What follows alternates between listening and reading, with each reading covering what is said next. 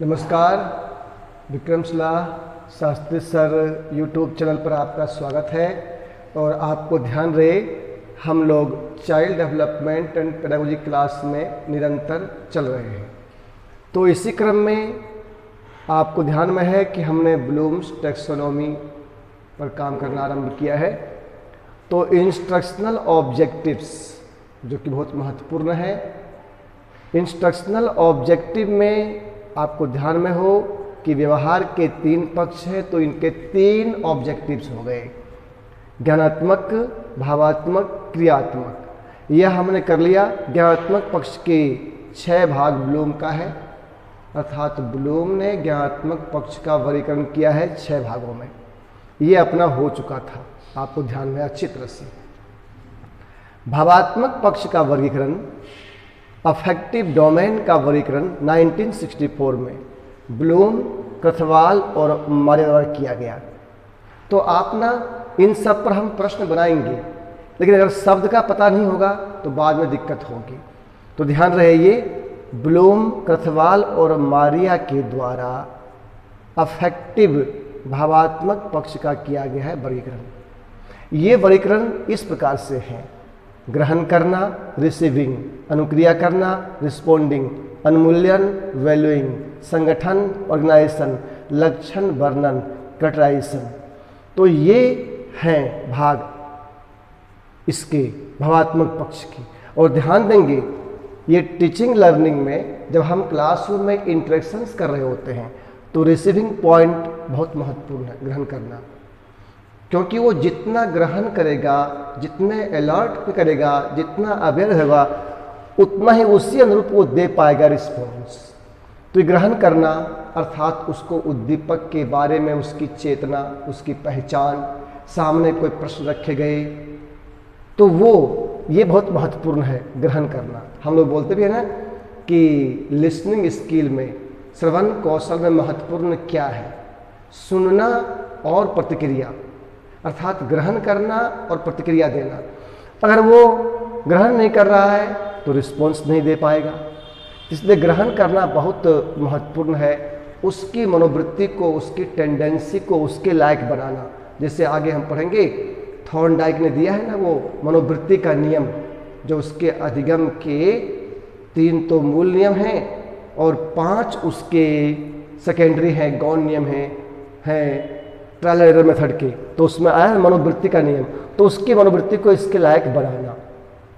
फिर रिस्पॉन्स, अनुक्रिया करने में, अनुक्रिया या प्रतिक्रिया करने में, इंटरेक्शन में यह महत्वपूर्ण बात है कि बालक के अंदर जो जिज्ञासा है उसको संतुष्टि मिले और नवीन की उत्पत्ति हो।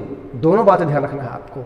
कई बार ऐसा होता है कि उसकी जिज्ञासा है, उसके प्रश्न हैं, लेकिन उसको प्रॉपर नहीं मिलता है फीडबैक, टाइम पर नहीं मिलता है फीडबैक, इमीडिएट नहीं मिलता है। तो धीरे धीरे उसके अंदर ये भावना बैठ जाती है, मन में स्थापित होता है कि प्रश्न नहीं पूछना, तो वो आगे वो रिस्पॉन्स प्रोवाइड करना बंद कर देता है, जैसा हम आज के डेट में टीचिंग लर्निंग में देख रहे हैं। तो ये ग्रहण करना, अनुक्रिया करना। फिर अनुमूल्यन, वैल्यूइंग। वो जो कुछ भी हम उसको प्रोवाइड कर रहे हैं, वो सुन रहा है, तो वो उसको स्वीकार करे, उससे उसको संतोष हो और उसके मन में इस तरह से स्थापना हो कि वह अपने महत्व को, इम्पोर्टेंस को समझ पाए। तो इस प्रकार से जब ग्रहण करेगा, अनुक्रिया प्रदान करेगा और उसको मूल्य के रूप में, अवधारणा के रूप में अपने व्यवहार का हिस्सा बनाएगा, स्वीकार करेगा, एक्सेप्ट करेगा, तो उसके अंदर ये स्थापित होगा। और ये सब एक ऑर्गेनाइज्ड फॉर्म में, संगठित रूप में उसको आता है। अलग अलग चीज़ें हैं, लेकिन जब उनको वो समन्वित करता है, अपने व्यवहार का, आचरण का हिस्सा बनाता है, तो उसका संगठन से ले आता है, जो उसको लक्षण वर्णन के रूप में जीवन शैली उसका बनता है। क्योंकि टीचिंग लर्निंग का जो अल्टीमेट गोल हमारा है वो है डिजायर्ड बिहेवियर, अर्थात वांछित व्यवहार में वांछित परिवर्तन, डिजायरेबल चेंज इन बिहेवियर। तो वो जीवन शैली के रूप में ही, लाइफ स्टाइल के रूप में ही प्रकट होता है और भावात्मक पक्ष उसमें बहुत महत्वपूर्ण है। और अपने यहाँ टीचिंग लर्निंग में ज्ञानात्मक पक्ष पर तो खूब जोर है, परीक्षा की तैयारी होती है, हम सूचना देते हैं, याद करवाते हैं, रटते हैं, लेकिन अफेक्टिव डोमेन को हम इनकलकेट नहीं कर पाते हैं, इसलिए उसके अनुरूप लाइफ स्टाइल नहीं बनता है और रिजल्ट प्रॉपर हमें नहीं मिल पा रहा है। तो इस प्रकार से ये ध्यान देना है, इन सब पर हम आपको बिल्कुल ऑब्जेक्टिव क्वेश्चन बनाएंगे। अभी हम जस्ट आपको सारे टर्म से करा रहे हैं अवगत। फिर अगला पॉइंट है आपका क्रियात्मक पक्ष का वर्गीकरण, कि अब ये कोनेटिव एस्पेक्ट का वर्गीकरण करने वाले कौन कौन हुए। तो गिलफर्ड ने इसको बांटा है 7 भागों में, दबे हुए मनोवैज्ञानिक 5 भागों में, किबलर हुए इन्होंने 4 भागों में किया है, सिम्पसन ने 6 भाग में किया है, हैरो ने भी 6 में किया है। तो प्रायः जो टीचिंग लर्निंग में हम लोग लेसन प्लानिंग कर रहे हैं उसमें सिम्पसन और हैरो का जो वर्गीकरण है उस रूप में ले रहे हैं। तो ये पॉइंट आप जान जाएंगे क्योंकि आपको सिंपल आएगा कि क्रियात्मक पक्ष को गिलफर्ड ने कितने भागों में बांटा है 7, दबे ने कितने बांटा है 5, किबलर ने कितने बांटा है 4, 6 वाले कौन हैं सिम्पसन और हैरो।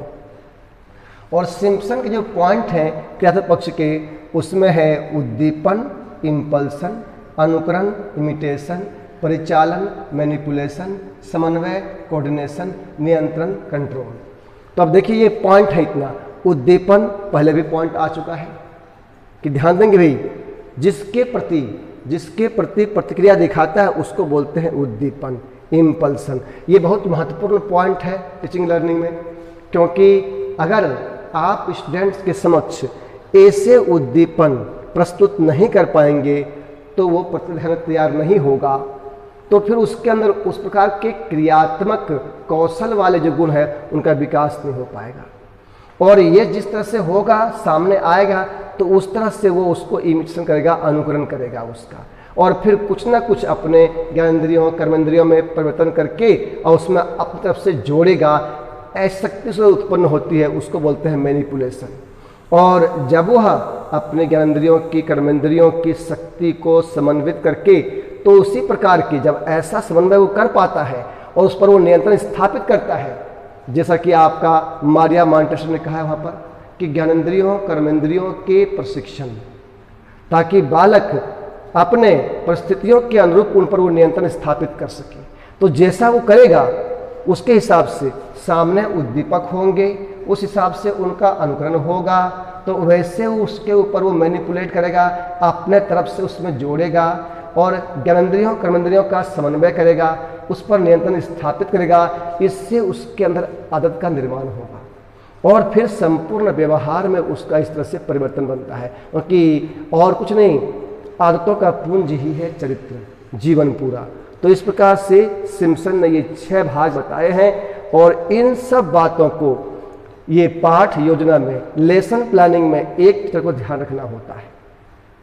अब हम हैरो की बात करें कि हैरो ने जो 6 बताए हैं इन सब पर आपको ध्यान दीजिए, सिर्फ शब्द को आप समझ लीजिए और आगे एक एक प्रश्न बनाएंगे हम आपको, बहुत सुंदर प्रश्न बनाएंगे जो आपका दिल्ली वाले एग्जाम में, CTET में आपका, और जहाँ भी कहीं भी हरियाणा के का टेट, HTET में, यूपी वाले में, उत्तराखंड में, राजस्थान रीट में, इन सब पर बहुत से प्रश्न आपको आने वाले हैं। तो हम सब पर ऑब्जेक्टिव, पिछला क्वेश्चन आया हुआ है वो भी बताएंगे आपको और नए जोड़ेंगे। और हैरो ने जो 6 बताए हैं उसमें है रिफ्लेक्स मूवमेंट, सहज क्रियात्मक अंग संचालन, और दूसरा है बेसिक फंडामेंटल मूवमेंट, आधारभूत अंग संचालन, फिर है प्रत्यक्षीकरण योग्यताएं, परसेप्चुअल एबिलिटीज, शारीरिक योग्यता, फिजिकल एबिलिटीज, कौशलयुक्त अंग संचालन, स्किल्ड मूवमेंट, सांकेतिक संप्रेषण, नॉन डिस्कशन कम्युनिकेशन। तो यहाँ आप देख रहे हैं सहज है, रिफ्लेक्स। तो सहज मतलब क्या हुआ? सहज मतलब हुआ कि अनजाने में स्वयं ये चलते रहता है, ऑन गोइंग, ये ऑन गोइंग प्रोसेस है।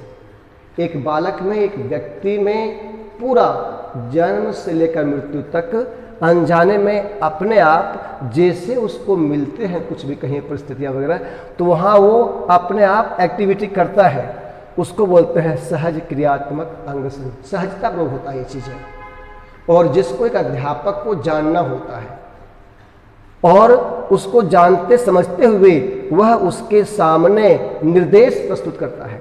और उस निर्देश के अकॉर्डिंग जो होता है उसको बोलते हैं आधारभूत अंग संचालन। ये यहाँ पर इंस्ट्रक्शन होता है, और हम बोलते भी हैं कि शिक्षण को अगर गुणवत्तापूर्ण बनाना होता है तो उसमें इंस्ट्रक्शन अनुदेशनात्मक कौशल आवश्यक है। तो आधारभूत अंग संचालन इसमें बेसिक फंडामेंटल मूवमेंट के रूप में आता है। यहाँ पर आधारभूत अंग संचालन उसके अंदर ये निर्देश जिस तरह से मिलता है। और परसेप्चुअल एबिलिटीज प्रत्यक्षीकरण योग्यता, तो आपको पीछे बताया था कि प्रत्यक्षीकरण क्या है, समग्रता में, व्यापकता में, संपूर्णता में अर्थपूर्ण देखने की जो कौशल होता है, जो उच्च मानसिक प्रक्रिया होती है, उसको बोलते हैं प्रत्यक्षीकरण। तो यहाँ पर वो ज्ञानेंद्रिय कर्मेंद्रियों को का संचालन करना सीख लेता है, ताकि क्योंकि अगर उनके सोचने की स्थिति कहीं और हो और देखने की स्थिति कहीं और हो, तो ऐसी स्थिति में ये नहीं हो पाता प्रत्यक्षीकरण। तो इस प्रकार से यहाँ पर उनके परस्पर समन्वय से उनके अंदर ऐसी क्षमता की उत्पत्ति होती है, और अध्यापक को अपने पाठ योजना के द्वारा तीनों पक्षों को इनकलकेट करना होता है। तो वहाँ पर विद्यार्थी में इस प्रकार की योग्यता का विकास करना होता है। इसको हम बोलते हैं प्रत्यक्षीकरण योग्यता, अर्थात वह अपने ज्ञानेंद्रियों कर्मेंद्रियों का समन्वय करते हुए चीज़ों को, उद्दीपक को, वहाँ की अंतःक्रिया को उनको समग्रता में, संपूर्णता में देख सके। तो ऐसी योग्यता कौशल विकसित करने को हम बोलते हैं प्रत्यक्षीकरण योग्यता। और शारीरिक योग्यता फिजिकल एबिलिटीज, ये होता है कि कोई कठिन परिस्थितियां हो, कठिनाइयां हो जीवन का, उनका सामना करने के लायक बनने की उनकी स्थिति, शारीरिक योग्यता कि ऐसे वो कर सकें। और कौशल युक्त अंग संचालन, यह है प्रशिक्षण के उपरांत। कोई भी ऐसा पर्टिकुलर फील्ड हुआ, कुछ भी हुआ, जब उनका प्रशिक्षण उनको दिया जाए और प्रशिक्षण के बाद वो ऐसे कौशल को करने में सफल हो और उनको वो पूरा कर सके, इनको बोलते हैं कौशल युक्त अंग संचालन, स्किल्ड मूवमेंट। सांकेतिक संप्रेषण नाम ही है नॉन डिस्कशन कम्युनिकेशन, जो कि स्वतः अपने आप आ जाता है उनके अंदर, बिना शब्द के वो ऐसा फिर करने लगते हैं। जब ये क्रम चलता है कि उनके स्वतः होने वाले जो सहज क्रियाएं हैं उनका हमको चलता है पता, हम उनका करते हैं अवलोकन, उसके हिसाब से उनको निर्देश देते हैं और उनके ज्ञानेंद्रियों कर्मेंद्रियों का समन्वय होता है, तो वो समग्रता में अर्थपूर्ण देखने लायक क्रियाएं कर सकते हैं।